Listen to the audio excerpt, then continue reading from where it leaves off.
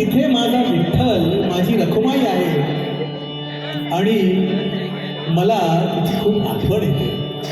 तुम्ही सांगा बरं, माहेरची आठवण आपल्याला कधी होते? जेव्हा सासूरवाशिणीला जरा जरी दुःख झालं की तिला पहिली आठवण आपल्या माहेराची येते. तसे एकनाथ संत म्हणतात की माझे मनही माहेरच्या आठवणीने अगदी व्याकुळ झाले आहे. तुका म्हणे आम्हा अनाथ कारणे पंढरी निर्माण केली देवी. त्या माझ्या माहेरात, माझ्या पंढरीत माझा भाऊ आहे, माझी बहीण आहे. चला तर अमेय दादा बरोबर आपणही श्री संत एकनाथांच्या माहेरी जाऊया. माझे माहेर पंढरी.